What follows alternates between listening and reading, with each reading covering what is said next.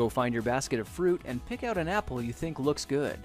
Now, using a sharp cutting knife, carefully cut the apple at a slight diagonal so that it slices right through the center of the apple core. While we're here, let's save 2 of the seeds because we'll be needing them later. Now that we've got our 2 halves, let's take the side that still has the bottom attached and place it face down on a cutting board. We'll need to place 2 butter knives perpendicular with the top and bottom of the apple. Now we can carefully cut down along one side of the apple core until the knife bottoms out on our makeshift spacers, then use the spacers as a guide to gently cut in from the side. When the 2 cuts meet, you'll have an apple wedge that pops right out. And while we're here, let's cut a piece from the other side the same way. Now our goal with these is to cut out 3 more L-shaped wedges about 1/4 inch thick. And this time, rather than cutting in sideways toward your fingers, try turning the piece over so you can cut downward and meet the first cut at the bottom. Now with a little wiggle, a new apple wedge should break free. If you repeat the process 2 more times, then stagger the pieces back together, the effect is a beautifully layered wing.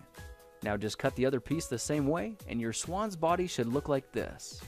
To make a place for the head, all we need to do is carefully cut into the front of the body and gently lift the pieces out to reveal a clean and fairly deep groove.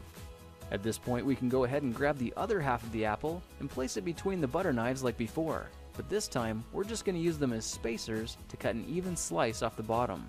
You can see that repeating this process 3 or 4 times gives us a nice variety of shapes and sizes. Now look for a piece that resembles a heart that's been slightly flattened on top.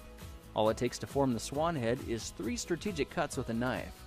I made 1 angled cut to form the head, a horizontal cut to form the neck, and 1 slanted cut at the bottom for the base. Now you should be able to see how this is coming together, and to clean it up a bit, just use your knife to round off the sharp edges. All that's left now is to place the apple seeds where you think the eyes should go, then use the side of a butter knife to press them firmly into position.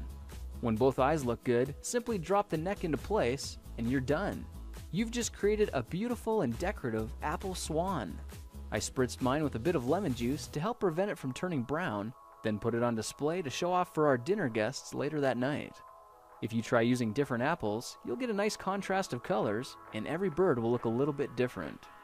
Well, now you know how to take any ordinary apple and turn it into a decorative and edible apple swan.